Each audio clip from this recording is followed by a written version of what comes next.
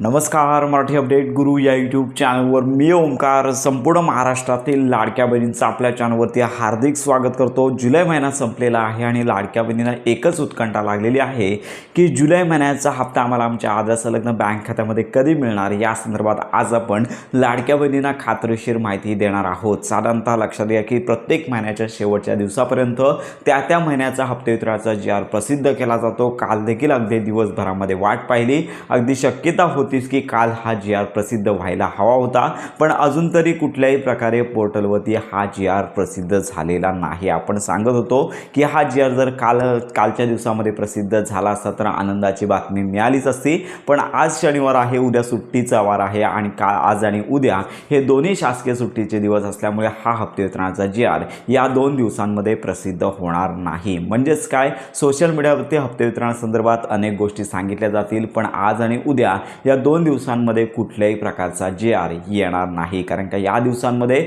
शासकीय जी आर निघत नाही आहे, शासनाची कामे बंद असतात, सुट्टीचे दिवस असल्यामुळे या दिवसांमध्ये जी आर येणार नाही आहे। मग हा जी आर सोमवारनंतरच पुढील आठवड्यामध्ये प्रसिद्ध होणार हे मात्र आता कन्फर्म झालेलं आहे। साधारणतः ऑगस्ट महिन्याच्या दुसऱ्या आठवड्यापर्यंत संपूर्ण महाराष्ट्रातील पात्र लाडक्या बहिणींना त्यांचा जो जुलै महिन्याचा सन्मान निधी आहे तो मिळण्याची शक्यता आहे। त्यामुळे साधारणतः आज आणि उद्या या 2 दिवसांमध्ये हप्ते वितरणाचा जी आर येणार नाही आणि मागील काही दिवसांमध्ये शेतकरी कर्जमाफी असेल, निराधार बांधवांचं पेन्शन असेल, तर अशा अनेक कामांनिमित्त हा निधी वितरित करण्यासंदर्भातली मान्यता, यामुळे मुख्यमंत्री माझी लाडकी बहीण योजनेअंतर्गत जी आर्थिक तरतूद करावी लागते ती अजून झाली नाही आहे। ज्यावेळी आर्थिक तरतूद म्हणजे जो निधी उपलब्ध करून दिला जातो त्यानंतर जी आर प्रसिद्ध होतो, त्याच्यानंतर हा निधी डीबीटीकडे वळवला जातो आणि साधारणतः 3 ते 4 दिवसांमध्ये संपूर्ण महाराष्ट्रातील पात्र लाडक्या बहिणींना त्यांच्या आधार संलग्न बँक खात्यामध्ये सन्मान निधी वर्ग केला जातो। याच्यामध्ये ज्या लाडक्या बहिणींना मागचे हप्ते आलेले आहेत, जून महिन्याचा सन्मान निधी आलेला आहे, अशा सर्वच लाडक्या बहिणींना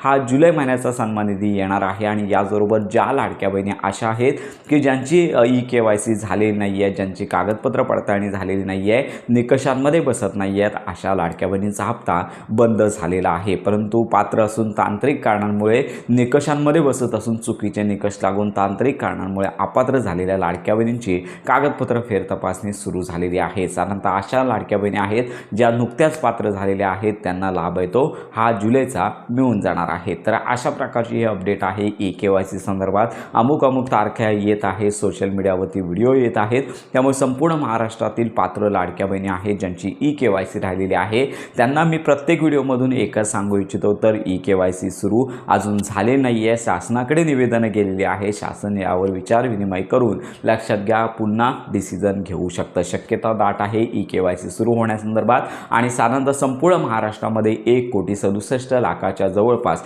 लाडक्या बहिणी पात्र ठरलेल्या आहेत, यांनाच पुढील लाभ कंटिन्यू येणार आहे। EKYC संदर्भात देखील आपण प्रॉपर माहिती घेतच आहोत। तर अशा प्रकारची ही महत्त्वाची माहिती संपूर्ण महाराष्ट्रातील लाडक्या बहिणींपर्यंत नक्की शेअर करा। मुख्यमंत्री माझी लाडकी बहीण योजनेसंदर्भात खात्रीशीर माहितीसाठी आपल्या मराठी अपडेट गुरु या यूट्यूब चॅनलच्या कनेक्टमध्ये राहा।